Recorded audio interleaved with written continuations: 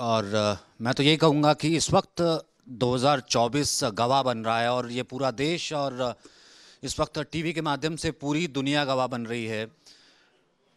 इस वक्त health conclave का, जो कि इस देश का, दुनिया का सबसे बड़ा आईटीवी नेटवर्क करवा रहा है, क्योंकि हमें आपके स्वास्थ्य की चिंता है।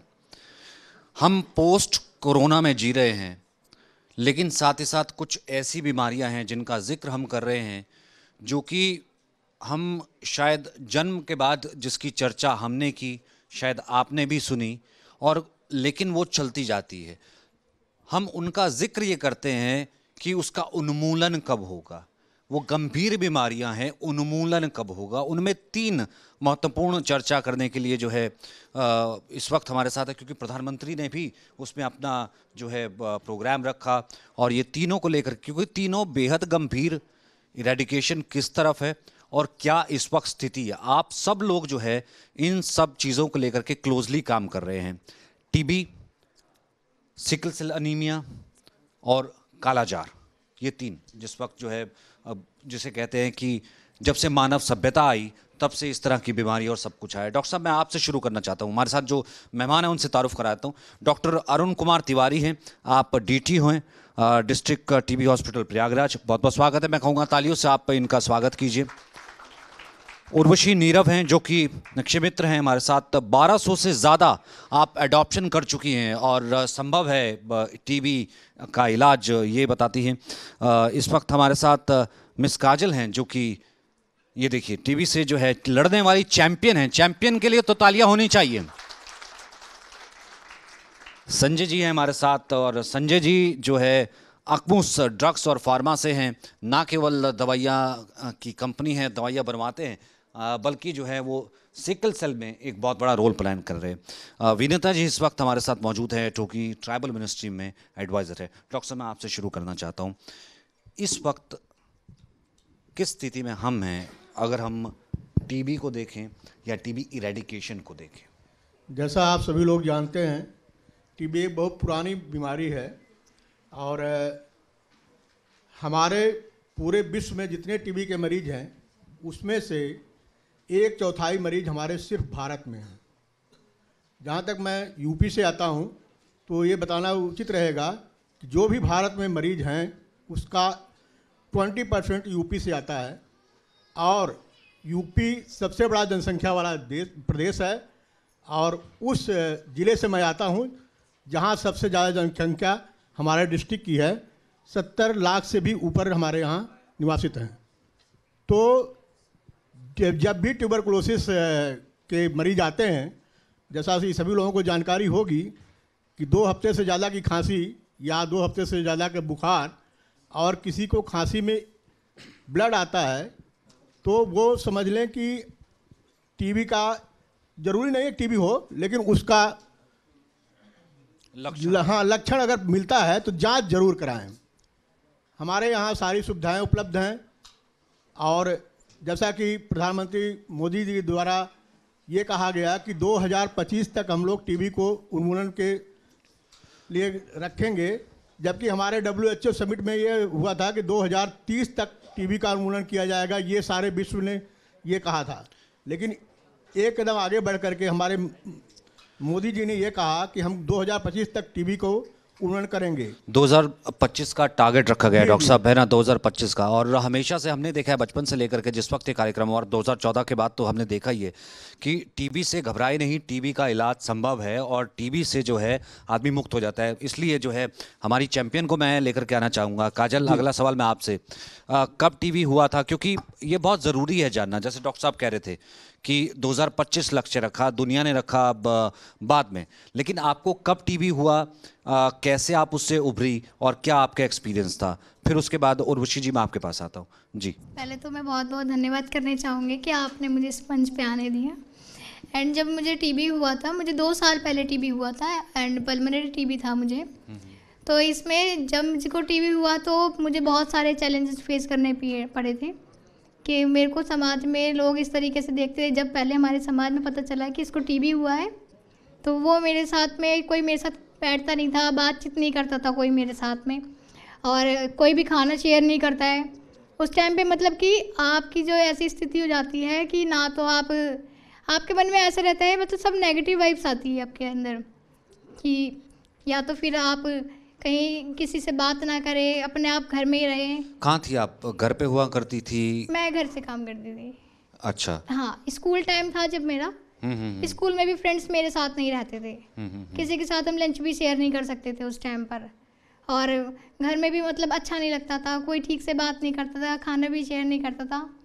ये सारी चीज़ें बहुत बहुत मतलब मुश्किल हो जाती है। आज मैं जब उस पल को अपना याद करती हूँ तो मुझे बहुत दुख होता है। लेकिन कैसे उससे आप बाहर आई और कौन बाहर लेकर के आया, कैसे चैंपियन बनी? हमारे डॉट्स प्रोवाइडर हैं TVHB मिस्टर विनोद राणा जी, उन्होंने मेरे को बहुत सपोर्ट किया एंड मेरी मम्मी जी ने मुझे बहुत सपोर्ट किया। बोला कि टीबी है, टीबी किसी को भी हो सकता है, ज़रूरी नहीं है कि ये टीबी सिर्फ किसी को भी हो, मतलब टीबी किसी की जात बिरादरी पे नहीं डिपेंड करता, वो किसी को भी हो जाता है, डिजीज़ है।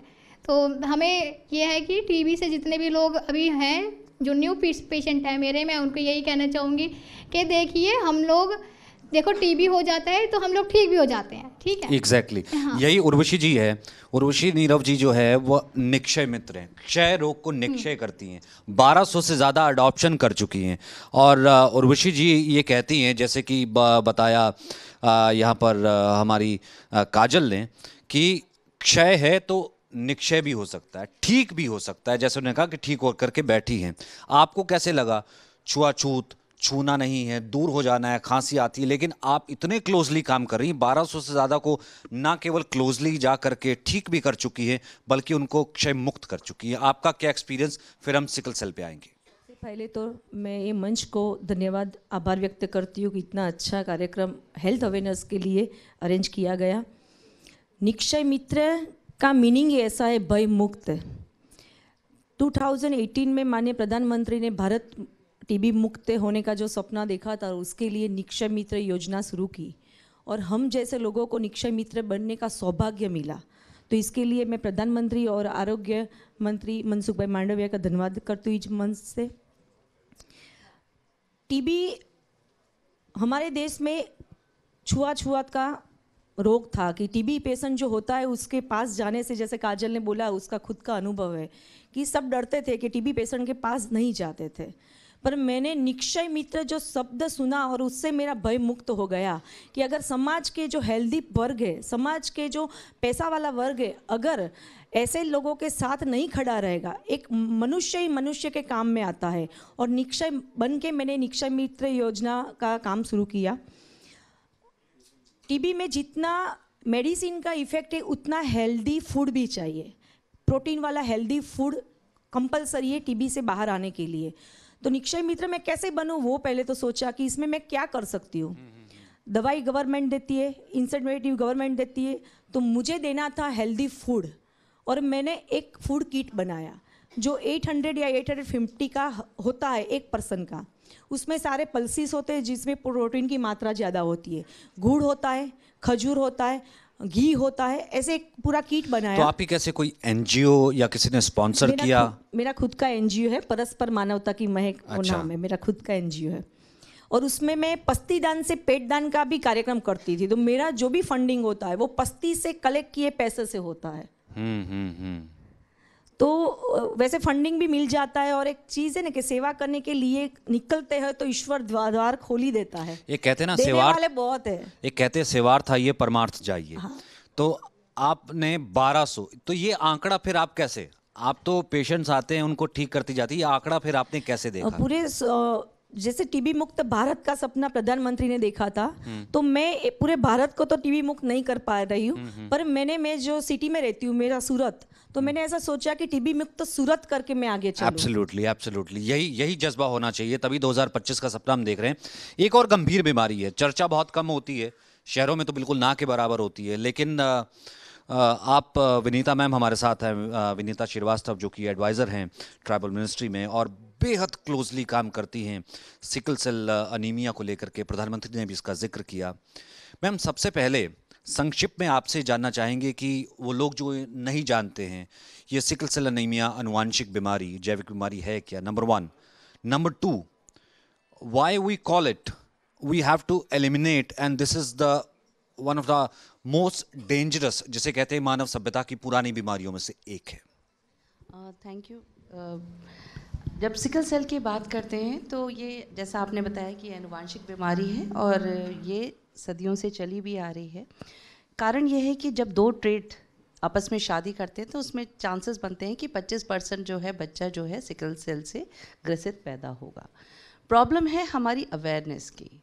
अभी अगर हम बात करें, ये चूँकि रिसेंटली 1 जुलाई को माननीय प्रधानमंत्री जी ने इसका आह्वान किया और शुरुआत की, उससे पहले हम लोग ने काफ़ी काम किया था। ये बेसिकली ये एक ऐसा प्रोग्राम चला जो बेसिकली सभी मिनिस्ट्रियों के सामंजस्य से चला और ये चल भी तभी सकता है, ये आगे अगर हमने जो ध्येय लिया है कि 2047 तक हम इसको उन्मूलन कर पाएंगे, उसका कारण ये है कि ध्येय का एक वो था कि ये सामंजस्य का प्रोग्राम था।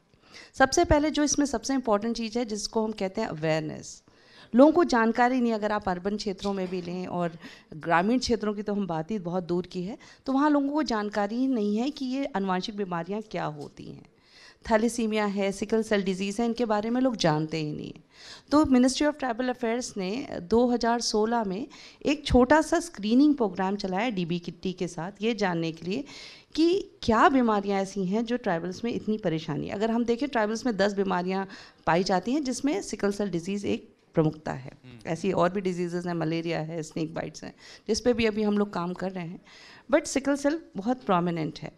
तो 2016 में जब ये संवेदनशील कार्यक्रम हुआ कि हमने स्क्रीनिंग की और हमने जानकारी पाई कि 1% डिजीज़ जो हमें ट्राइबल में मिल रही है, वो बहुत बड़ा चैलेंज था और उसको मतलब ठीक से दूर करने के लिए कोशिश की गई। ये प्रोग्राम लाया गया सिकल सेल मिशन के रूप में। अच्छा, आया कहाँ से? आपने बहुत अच्छा एक जिक्र किया था कि 2014 और फिर तो, उससे पहले गुजरात का जिक्र और वो मुख्यमंत्री और फिर सिकल सेल, तो वो थोड़ा मैं जानना चाहूँगा, फिर मैं इसके इरेडिकेशन और इलाज की तरफ आता हूँ। तो 2014 में एक्चुअली हमारे प्रधानमंत्री जी जो माननीय वहाँ के मुख्यमंत्री भी थे, उन्होंने इस कष्ट को देखा था और वहाँ पे सबसे पहले गुजरात में ये प्रोग्राम शुरू हुआ। वहाँ पे चूँकि बेल्ट है, अगर दाहोद की बात करूँ तो पूरी बेल्ट ही है वहाँ पे।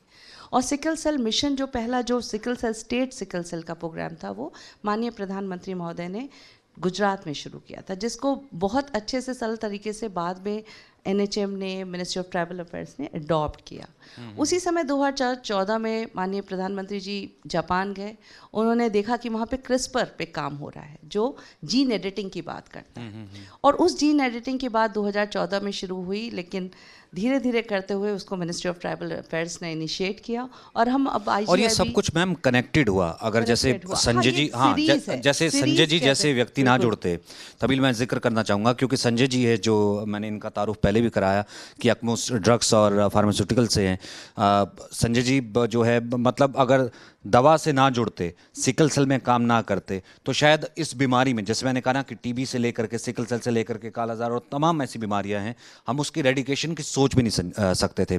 संजय जी, मैं आपका अनुभव जानना चाहूँगा सिकल सेल में, और किस तरीके से दवा प्रोडक्शन में, आपने जो जिक्र किया कि दवा के प्रोडक्शन के माध्यम से हम इस चीज़ के उन्मूलन में एक बड़ा जो है कार्य निभा सकते हैं।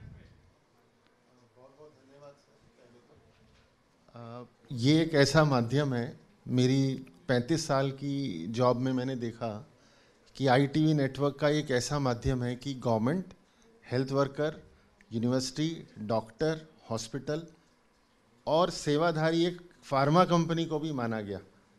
तो पहली बारी बिठाया गया कि किस तरीके से इसको ले जाया जाए। उसके लिए आपका सर राणा जी बहुत बहुत धन्यवाद। आपने ये एक छोटा इनिशिएटिव है, ये बहुत बड़ा जाएगा आगे। ये भारत की तरक्की का एक पहला कदम आपने लिया, इसके लिए बहुत बहुत धन्यवाद आपका। मैं ये बताना चाहूँगा कि हमारी कंपनी अकुम्स एक बहुत बड़ी दवा निर्माता है। मिनिस्ट्री ऑफ हेल्थ, ICMR और नीति आयोग ने एक चैलेंज हमारे सामने रखा 1 साल पहले, 1-1.25 साल पहले, कि जो बच्चे जो सिकल सेल एनीमिया से पीड़ित होते हैं और थोड़े बड़े बच्चे, एडल्ट नहीं, बच्चे और थोड़े बड़े बच्चे, एडोलेसेंट, उनके लिए अभी कोई दवा नहीं है। दवा दी जाती है, कैप्सूल दिया जाता है, उस कैप्सूल को खोला जाता है, उसमें से दवा नापी जाती है और बच्चों को दी जाती है, और ये बहुत ही डेंजरस मेथड है देने का। अब हम, और आपने शायद ये भी बताया कि ये कैंसर की दवा, हाँ, ये कैंसर की दवा इतनी डेंजरस होती है, डेंजरस। उसको खोल के आप समझें कि एक डॉक्टर और हेल्थ वर्कर को कितना बड़ा चैलेंज है, अपनी लाइफ पे कितना बड़ा रिस्क है। हमारी कंपनी ने ये सोचा कि इसमें आगे चलना चाहिए। अभी इससे पहले पैनल पे डिस्कशन हो रहा था पब्लिक प्राइवेट पार्टनरशिप का, तो ये एक बहुत बड़ा उदाहरण है कि इसको किया गया। तो ICMR और नीति आयोग के सहयोग से हमने एक अपना प्लांट लगाया, एक दवा के ऊपर रिसर्च किया।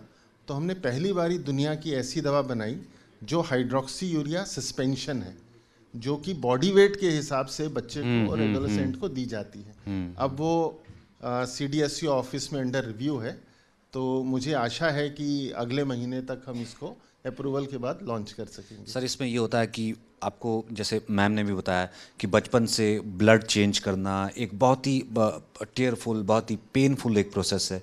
उससे हम ये कह सकते हैं कि एक कदम जो है आज़ादी का, एक कदम रिलीफ का हम आने जा रहा है। सर, आप अगर एक माता पिता के नज़र से देखें, एग्जैक्टली सिकल सेल में बच्चे को बॉडी में पेन होता है, मैडम लोग सारे बहुत अच्छे से जानते हैं। एग्जैक्टली ब्लड क्लॉट बन जाते हैं, सांस नहीं आती है। आप एक माता पिता के नज़र से देखें, 2 साल का बच्चा, 3 साल का बच्चा, जिसके लिए वो कुछ नहीं कर पाते, और 75 साल हमें लग गए यहाँ तक पहुँचने में। ये एक बहुत बड़ा चैलेंज है। जो सर ने इससे पहले बताया कि कैंसर में हमें बहुत आगे बढ़ना है, हम सक्षम हैं, हमें किसी के ऊपर डिपेंडेंट नहीं रहना, US UK किसी के ऊपर नहीं, हम सक्षम हैं वहाँ तक जाने की। बस एक ये जो माध्यम मिला है ना, इसका सहयोग और इसका मोटिवेशन बहुत आगे। आज अगर हम कोविड की बात करें, कोविड में वैक्सीन बनी, पर यही देश है जिसने दवाइयाँ बनाई, और मैं अपनी कंपनी का प्राउड फील करूँगा। विटामिन C सबने खाया होगा कोविड में, तो हमने 280 करोड़ दवाई बनाई एक साल में। क्या बात है, इसमें जोरदार क्लैपिंग होना चाहिए। आज अगर हम देखें, हम देखते हैं टेक्नोलॉजी वेस्टर्न वर्ल्ड को, यहाँ जो सब बैठे हैं ना, इनका दिमाग इकट्ठा हो जाए तो हम किसी भी कंट्री को बीट कर सकते हैं। क्या बात है। जी। मैम, सिकल सेल का इरेडिकेशन, उन्मूलन को लेकर के क्या कार्यक्रम है? इस विषय में अभी जैसे बात हो रही थी कि अवेयरनेस प्रोग्राम शुरू किए जाते हैं, that is been followed by the screening. तो विकसित भारत संकल्प यात्रा के थ्रू भी अवेयरनेस प्रोग्राम्स हम लोग कर रहे हैं, और साथ ही साथ स्क्रीनिंग भी चल रही है। जो पेशेंट हमें डिजीज़ के मिल रहे हैं उनका इलाज प्रॉपर हो रहा है, समय पे दवाइयाँ जो हैं उपलब्ध की जा रही हैं, ब्लड बैंक सारे मतलब पूरी सुचारू रूप से व्यवस्थाएं उनकी देखी गई, क्योंकि उनको भी प्रॉपर लाना था। इंटीरियर्स में बेसिकली PSC CHC लेवल पे भी दवाएँ अब अवेलेबल हो गई हैं, और साथ ही साथ अवेयरनेस हमने जो है माध्यम जो है चेंज भी किया है, वो केवल हिंदी और इंग्लिश में ना होके सभी भाषाओं में है। तो अनुवादित कर दिया गया है सभी भाषाओं में, कि जो जैसे आंध्रा की भाषा है तो उसी भाषा में अनुवादित किया गया है, तो उसी तरह से सारी भाषाओं में अनुवादित किया गया है। IC काफ़ी की जा रही है कि जिससे लोग स्कूल कॉलेज, गुजरात का एक बहुत बड़ा उदाहरण था कि आप जब कॉलेज जाते हैं तो उससे पहले आप जब रजिस्ट्रेशन करते हैं कॉलेज के लिए, तो वहाँ स्क्रीनिंग कराना आवश्यक है। इस तरह की एक पहल जैसे गुजरात ने ली थी, ऐसी ही पहल जो है सारे हिंदुस्तान में ली जा रही है कि आप हर व्यक्ति अवेयर होके खुद ही जाके अपनी स्क्रीनिंग कराए और अपनी जानकारी प्राप्त करें। तो जानकारी ही बचाव है, ये सबसे बड़ा माध्यम है। इसमें सबसे बड़ी खुशी की बात यह है कि चाहे वो हेल्थ मिनिस्ट्री हो, हमने जो भी काम किया है मिनिस्ट्री ऑफ ट्राइबल अफेयर्स से हेल्थ मिनिस्ट्री के साथ मिलके किया है, और साथ ही साथ हमने मिनिस्ट्री ऑफ आयुष जो एक महत्वपूर्ण वो निभा रहा है अपना योगदान। तो हमारे स्कूल्स में स्क्रीनिंग भी चल रही है, जैसे आश्रम स्कूल्स हैं हमारे, जहाँ पे बिल्कुल भी बच्चों को जानकारी नहीं है, लेकिन वो सब जानकारियाँ लोकल लेवल पे, पेरिफेरी लेवल तक पहुँच रही है। ये एक आह्वान हुआ है। मैम, मैं तो यही कहूँगा, आप हुए और डॉक्टर साहब हुए, यहाँ पर जो है संजय जी हुए, और हमारी चैम्पियन हुई और मैम हुई, आप सब हमारे जिसे क्या कहते हैं फॉलो करना चाहिए। आप सब हमारे हीरोज़ हैं। आप सब यहाँ पर जो ऑडियंस बैठी है, जितने यहाँ पर लोग हैं, हम सब जो है आपको फॉलो करते हैं। बहुत बहुत शुक्रिया हमारे साथ जुड़ने के लिए और अपनी इस कहानी और अब चीज़ों को बताने के लिए। बहुत बहुत शुक्रिया, धन्यवाद। सचिन, आपका भी, और हमारे तमाम ख़ास मेहमान जिन्होंने तमाम eliminating disease, TB, sickle cell, kala-azar जैसी बीमारियों के बारे में कि आने वाले समय में क्या कुछ प्लानिंग है सरकार की तरफ से इन बीमारियों को दूर भगाने के लिए। और अगला जो सेशन है वो eliminating disease keynote presentation by Rajiv Manjhi, joint secretary MO HFW। Rajiv ji, मैं आपसे रिक्वेस्ट करूंगी आप प्लीज़ आप स्टेज पर आ जाइए फॉर योर प्रेजेंटेशन, जिसमें आप अपने नोट्स के ज़रिए, पॉइंट्स के ज़रिए ये बताएंगे कि आने वाले समय में कैसे टीबी, सिकल सेल और कालाजार जैसी बीमारियों को लेकर क्या प्लानिंग जो है वो सरकार की तरफ से की जा रही है और आने वाले समय में क्या कुछ चीज़ें जो है वो बदलती हुई नजर आएंगी। Rajiv ji. Thank you very much. अभी आपने चर्चा सुना जिसमें सिकल सेल, ट्यूबरकुलोसिस की बातें हुई, कुछ प्रश्न आए थे उन्मूलन को लेकर के। भारत सरकार के क्या प्रयास हैं, कैसे भारत सरकार को सफलताएं मिली है और मिलने वाली हैं, इस पे स्वास्थ्य मंत्रालय की तरफ से मैं आप सबको बताना चाहूँगा न्यूज़ एक्स और इंडिया न्यूज़ के माध्यम से कि हमारे क्या लक्ष्य हैं, कैसे हमने सफलताएं हासिल की, और बहुत सारे प्रश्न जो बीच बीच में चर्चाएं में आप चर्चा में देखे हैं, उन प्रश्नों के शायद उत्तर भी आपको अभी मिलेंगे।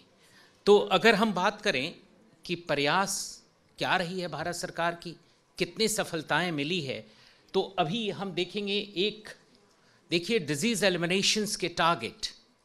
अगर आप डिजीज़ एलिमिनेशन के टारगेट लक्ष्य को देखें 2023 में भारत सरकार ने तय किया था कि हम देश से काला आजार जैसे गंभीर बीमारी को ख़त्म करना चाहते हैं।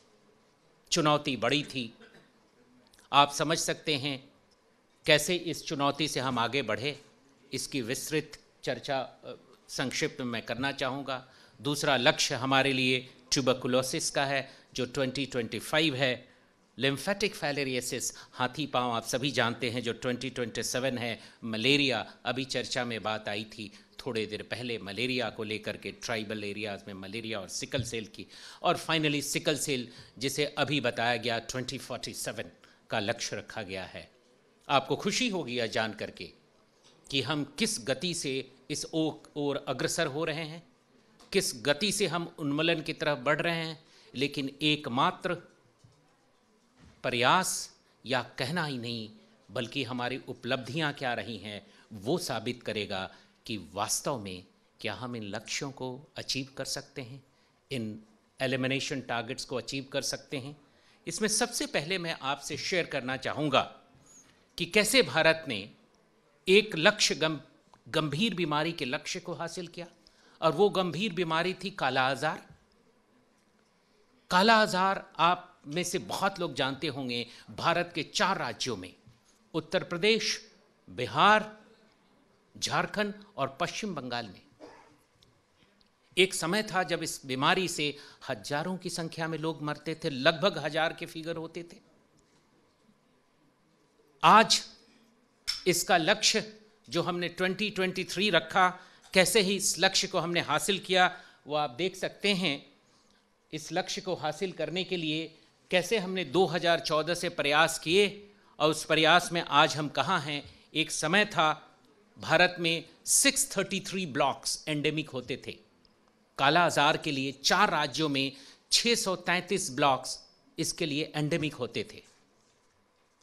उन 633 ब्लॉक्स से इसको एलिमिनेट करना ये लक्ष्य होता था। 2014 की अगर हम बात करें तो इसमें हमारे पास लगभग 160 ब्लॉक्स हुआ करते थे, जो आपको मैंने ग्राफ के माध्यम से दिखाया है।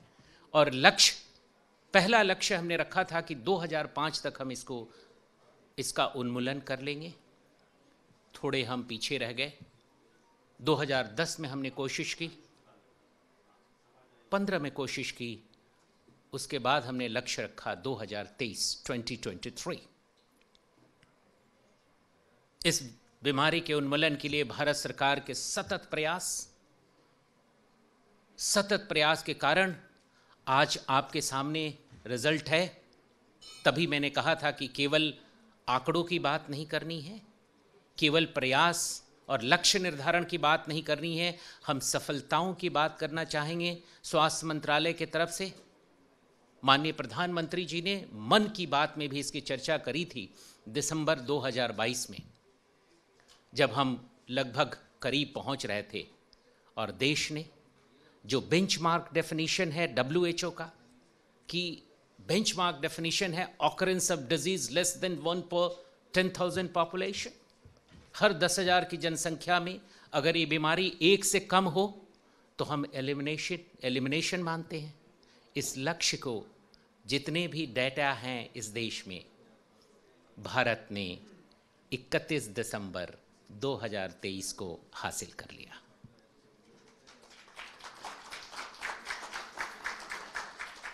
एक गंभीर बीमारी काला अज़र, मैंने विशेष आग्रह किया था national centre for disease vector borne disease control के डायरेक्टर को यहाँ आने के लिए। मैं आप सबसे आग्रह करूँगा एक बार उनके लिए और उनकी टीम के लिए। ये टीम मेरे साथ लगी हुई है स्वास्थ्य मंत्रालय में और हम सब लोग इस कार्य में लगे रहे। माननीय स्वास्थ्य मंत्री जी का विशेष इस कार्यक्रम के प्रति रुझान होता था और हर बार चर्चा में ये बात आती थी कि कालाजार एलिमिनेशन पे क्या कार्य हो रहा है और हमने सफलता हासिल की। इसका डिक्लेरेशन एक एप्रोप्रिएट लेवल पे, एक एप्रोप्रिएट समय में सरकार के द्वारा इसका अनाउंसमेंट होगा। हमने गेन्स को सस्टेन करना है और इसमें आगे बढ़ना है। अगर आप आगे देखें, नंबर ऑफ केसेस लगता है कि लेस देन 1 केस पर 10,000 पॉपुलेशन बहुत होंगे। अगर आप नंबर ऑफ केसेस देखें, इसमें कितनी कमी आई है और आज पूरे देश के 4 राज्यों में ओनली 583 केसेस हैं, which is negligible, and we are in a position to break the chain of transmission.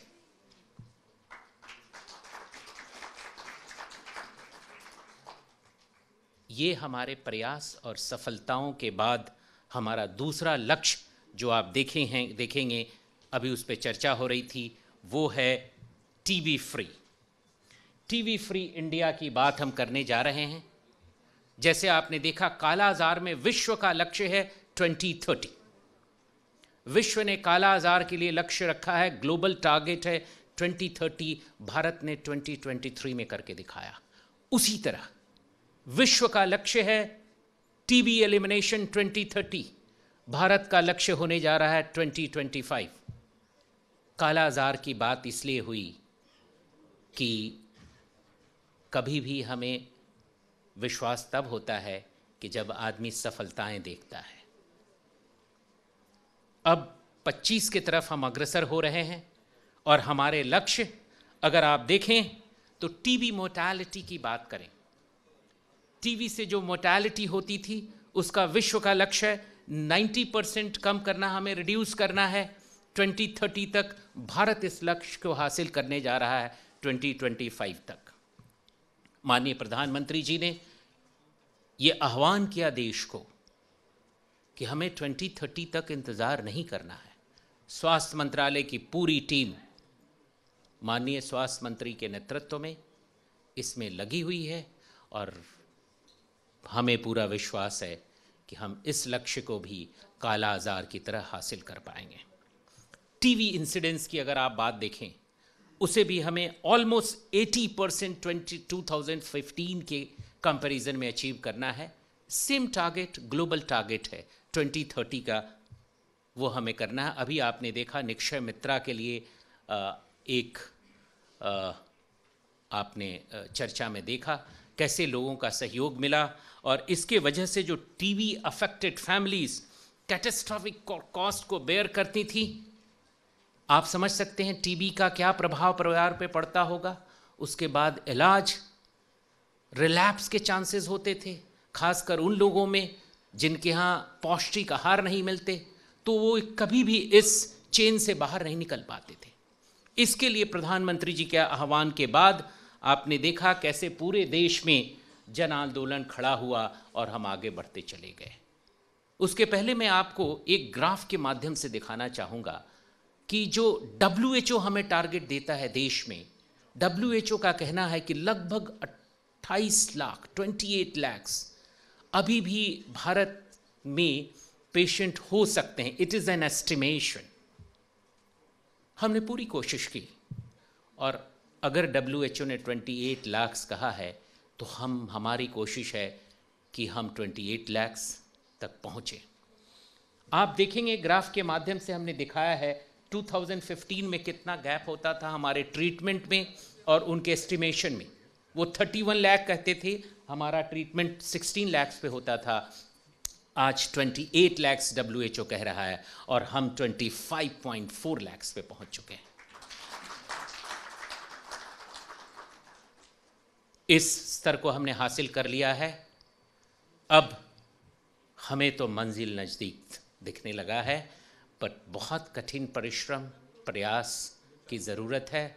And this is what we have to do going ahead. How we are going to do, कैसे हमें इसको हासिल करना है, हमारे क्या क्या प्रयास हैं, 4 पिलर्स जो हमारे होंगे, कैसे हम इसको डिटेक्शन के, एक हमने स्पेशलाइज्ड एक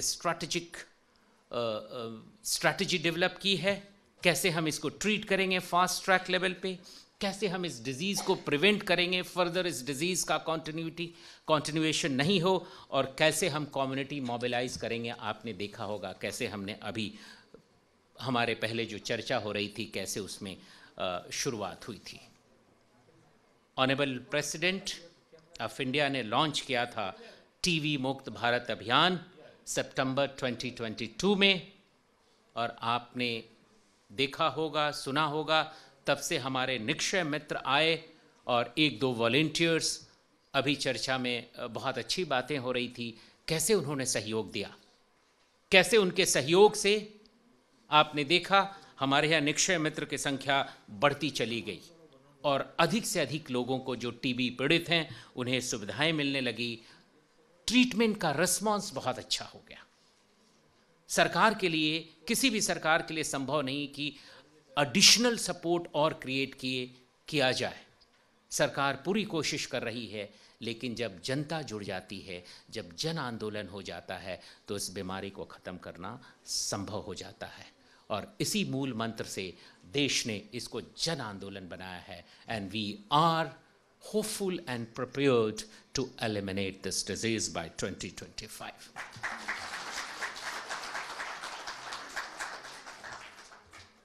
We just discussed about sickle cell elimination, sickle cell anemia program. लक्ष्य आपने देखा होगा, अभी ट्राइबल अफेयर्स से चर्चा में ये बात आई थी, कितनी गंभीर बीमारी होती है सिकल सेल। अगर गंभीरता की मैं बात करूं तो जो भी व्यक्ति सिकल सेल बीमारी से ग्रसित होता है उसमें से 20% लोग, I would not say लोग, 20% diseased patients they die within first 2 years. 20%। मैं आपको डेटा बताना चाहूँगा कि क्या डेटा है, कितने बच्चे पैदा होते हैं सिकल सेल डिजीज्ड बच्चे इस देश में, इस डिजीज का बर्डन हमारे देश पे क्या है, और उस बर्डन के हिसाब से आप सोच सकते हैं how important this programme was. बहुत टाइमली इस प्रोग्राम को, एलिमिनेशन प्रोग्राम को हमने पकड़ा, बहुत टाइमली देश ने इस पे कार्यक्रम बनाया और हम अग्रसर हो रहे हैं इसके ट्रीटमेंट और एलिमिनेशन के लिए। अगर हम प्रेवलेंस की बात करें तो 10 ऐसे राज्य हैं जहां इस बीमारी का प्रेवलेंस बहुत हाई है। 10 ऐसे राज्य हैं। उन 10 राज्यों की सूची आपने देखा, हमने रेड किया हुआ है। ये 10 ऐसे स्टेट्स हैं जहां हाई प्रेवलेंस है। अगर आप लो प्रेवलेंस देखें तो 7 ऐसे स्टेट्स हैं। टोटल 17 स्टेट्स हैं। लक्ष्य हमारे सामने बहुत गंभीर है। जो मैं चर्चा कर रहा था कि 20% सिकल सेल डिजीज जो होते हैं वो 2 इयर्स के एज में उनका डेथ हो जाता है। 30% बाई 25 ईयर्स ऑफ एज। आपने सुना होगा बहुत लोगों को, बाई 25 ईयर्स 30%। एंड बहुत लोग जब अपने करियर के पीक पे होते हैं, remaining you may see almost 50% they die at the age of 40 years. अगर हम इसका एवरेज निकाल लें, so average life of a sickle cell diseased patient would be only 30 years. And you can guess the prevalence and impact of disease on Indian economy, on Indian social and economic life. India, आप देखेंगे, India is the second highest global burden sickle cell disease country. Second in the world. पूरे विश्व में अगर 3 लाख बच्चे sickle cell disease के साथ पैदा होते हैं तो उसमें 50,000 केवल भारत में पैदा होते हैं। पूरे विश्व में अगर 3 लाख सिकल सेल डिजीज के बच्चे पैदा होते हैं तो भारत में 50,000 है। इससे गंभीरता को आंका जा सकता है कि कितनी गंभीर बीमारी है और इसके लिए क्या करना चाहिए। इसके लिए सबसे पहले जो ज़रूरी है वो स्क्रीनिंग करना। भारत में अगर उन 17 राज्यों की बात करें तो इनिशियल एस्टिमेशन के हिसाब से हमें 7 करोड़ लोगों की screening, not an easy task. 7 crore हमने स्क्रीनिंग, भारत सरकार ने एक प्रोग्राम के तहत माननीय प्रधानमंत्री के नेतृत्व में, उनके गाइडेंस में माननीय स्वास्थ्य मंत्री जी ने एक प्रोग्राम पेश किया। ट्राइबल मिनिस्ट्री हमारी पार्टनर मिनिस्ट्री है इसके लिए। उसका कारण ये है कि इस डिजीज़ का प्रेवलेंस मैक्सिमम ट्राइबल एरियाज में है। ये ट्राइबल एरियाज में मैक्सिमम है और एंडोगैमस मैरिजेस जहाँ जहाँ हैं वहाँ अधिक है।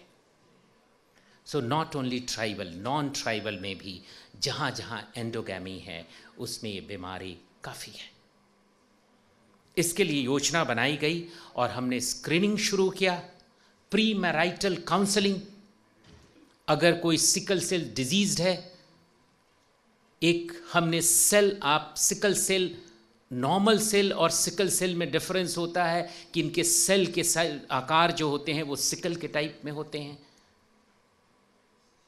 हमने इनको चिन्हित करके इनके कार्ड बना दिए गए, खासकर ट्राइबल और वैसे इलाकों में कि जहां लोग उन कार्ड को मैच करें और अगर मैच कर जाता है तो वो शादी ना करें।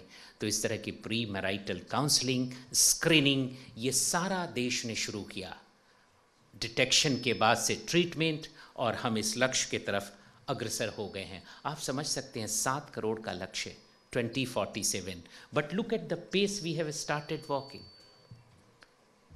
लगता है 7 crore 2047, even by now in 8 months, look at the people who have registered total, 1 crore 77 lakhs people have been registered, and out of them India has screened 1 crore 70 lakhs. How fast we have started on screening of the patients. Well, out of them, initial screening produced results. Sickle cell traits कितने लोगों में मिले? That traits we could find in only 5,66,000. And then further investigations were carried out. Finally, 1 lakh people were found sickle cell diseased. You can understand almost 24 lakhs are on treatment. We have distributed cards and things are moving in a direction where the country would be able to eliminate TB and sickle cell disease in time, as we have done in case of Kala Azar. With this, I would like to thank you all.